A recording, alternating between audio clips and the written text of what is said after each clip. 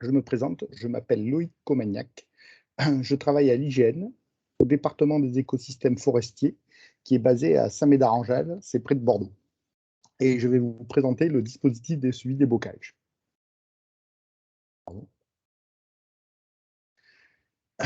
Donc, ma présentation sera très simple. Je vais vous présenter le projet qui est constitué de 3 phases. Ensuite, je vais vous présenter la phase 1 et ses principaux résultats, puisque cette phase est terminée, et la phase 2 qui est en cours et les principaux résultats de la phase 2. Ensuite, je vous présenterai les limites du projet et il y a aussi des liens pour la diffusion des données, car les données seront diffusées en open data. Donc, le dispositif de suivi des bocages, c'est un dispositif en coproduction OFB-IGN en 3 phases. Donc, la première phase avait pour objectif de délimiter les territoires bocagés. La deuxième phase a pour objectif la caractérisation des territoires bocagés. Et la troisième phase a pour objectif la mise en place d'un protocole de suivi qualitatif qui va commencer en 2021. Et l'objectif de l'ensemble du projet, c'est de faire un suivi qualitatif et quantitatif des haies en France, des haies et des bocages en France. Le projet est financé par le ministère de l'Agriculture, le ministère de l'Environnement, l'Office français de la biodiversité et l'IGN. Donc les objectifs de la phase 1 qui est terminée, c'était générer une couche de référence des haies surfaciques à partir des données du RPG, donc qui sont qui ont été réalisées ou qui ont été saisies, ces données sur des prises de vue aériennes de 2011 à 2014, et des données de la BD Topo qui ont été saisies sur des prises de vue aériennes qui datent de 2004 à 2015, donc c'est assez ancien.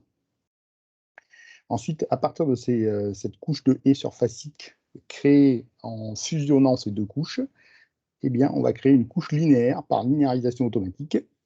Et ensuite, à partir de ces couches linéaires, on va voir qu'on va faire un travail par département. On va calculer des indicateurs pour délimiter les zones bocagères. Ça, on n'est pas tout à fait arrivé à cet objectif, mais on s'en approche. Ensuite, les objectifs de la phase 2, donc c'est une phase qui est en cours, hein, la fin est prévue pour juin 2022. Et la phase 2 ne concerne que 27 départements qui ont été sélectionnés par rapport à leur densité de haies. Donc la phase 2 a pour objectif de caractériser les bocages pour permettre la création d'un plan d'échantillonnage stratifié pour le suivi qualitatif. C'est la phase 3. Il y a un premier objectif, c'est de caractériser les services écosystémiques rendus par les bocages. Par exemple, on va calculer le pourcentage de haies perpendiculaires à la pente. Ça va donner une information sur les services liés à la lutte contre l'érosion. On va aussi calculer des indices sur le RPG, comme la taille des parcelles, la diversité des cultures, ce qui sera un genre de proxy pour la biodiversité. On va aussi calculer quelque chose qui s'appelle le grain bocager. Donc ça, c'est une notion qui a été inventée par Jacques Baudry de l'INRA de Rennes. Et c'est pour donner une indication de l'influence des éléments boisés sur les parcelles agricoles. On va ainsi étudier le lien entre les systèmes d'exploitation agricole et la biodiversité. Les objectifs de la phase 3, c'est d'effectuer un suivi qualitatif sur le terrain, donc avec un protocole qui est actuellement en test. Donc c'est d'inventorier des haies sur des mailles kilométriques. Donc ça, c'est une phase qui va plutôt être prise en charge par l'OFB. Et sur ces mailles kilométriques, on va relever un certain nombre d'informations comme le type de haie, la flore, etc., pour avoir une idée de la typologie des haies, ce que ne permet pas les données géographiques qu'on a réalisées pour l'instant, qu'on a produites pour l'instant. Donc les principaux résultats de la phase 1, tout d'abord, c'est les linéaires de haies à grande échelle pour l'ensemble de la France métropolitaine. Donc là, on voit un exemple. Là. Donc, vous voyez qu'on est à l'échelle, c'est 200 mètres. Et donc, on voit que tous les petits traits jaunes, là, ce sont des haies du dispositif de suivi des bocages qui ont été linéarisées à partir des couches surfaciques issues de la fusion des données du RPG et de la BD Topo. Et donc, ces données, on les a créées par département. Donc, ici, vous avez un exemple sur le Tarn-et-Garonne. Et donc, pour l'ensemble de la France, ce qui nous a permis ensuite, à partir de ces données linéaires départementales à l'échelle de la France métropolitaine, eh bien, ça nous a permis de calculer des indicateurs par maille kilométrique. Pour ça, on a utilisé les mailles INPN, donc la maille kilométrique de l'inventaire national du patrimoine naturel. Et donc, avec ça, on a pu calculer ici, par exemple, vous avez la densité en mètres linéaires par hectare. Donc, en gros, pour chaque maille kilométrique, on a calculé le linéaire de haies et on a ramené ça en mètres linéaires par hectare. Donc on voit bien que les grands départements bocagers de l'ouest de la France, avec beaucoup de haies, ressortent très bien, ainsi qu'une zone ici au milieu de la France. Je ne sais pas si vous voyez mon curseur, voilà, on va peut-être améliorer les choses. Donc voilà, et puis on a aussi l'Aveyron qui ressort pas mal, et une zone près du Morvan un petit peu aussi, et l'Avesnois au nord. Donc à partir de cette couche de linéaire, on a aussi pu calculer les connexions entre les haies.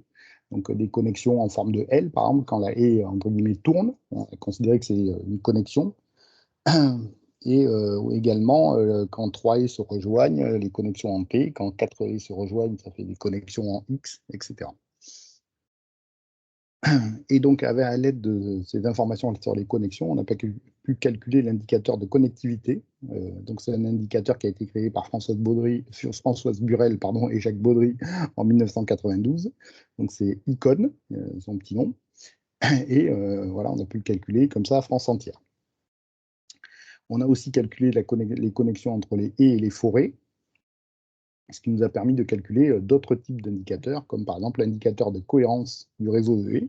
Donc ça, c'est une notion qui vient de Vaden 2002 et Vossis 2008.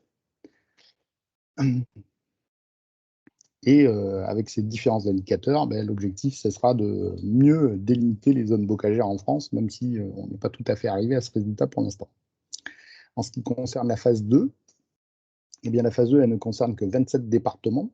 Donc, vous avez ici la carte des 27 départements concernés. Bon, c'est essentiellement ceux qui présentent les densités de haies les plus fortes. Et donc, on s'est limité à 27 départements, car il s'agissait de caractériser les territoires bocagers. On a pris pour l'instant cet indicateur sur la densité pour les définir grossièrement. Donc, on a une partie des travaux de la phase 2 qui sont achevés, donc, qui était la caractérisation des linéaires de haies vis-à-vis de certains services écosystémiques. Là, on a travaillé sur la lutte contre l'érosion. Donc, on a qualifié l'orientation des haies par rapport à la pente.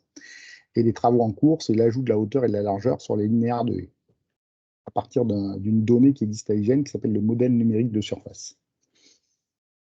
Donc ici, on a un exemple pour le calcul de l'orientation des haies par rapport à la pente. Donc ici, les linéaires, ce sont les haies du dispositif de suivi des bocages, et les petites flèches, elles indiquent l'orientation de la pente. Et vous avez aussi des couleurs qui vous donnent l'orientation de la pente. Et donc on voit ici, les haies peuvent être soit, sur notre image, soit perpendiculaires à la pente, soit obliques.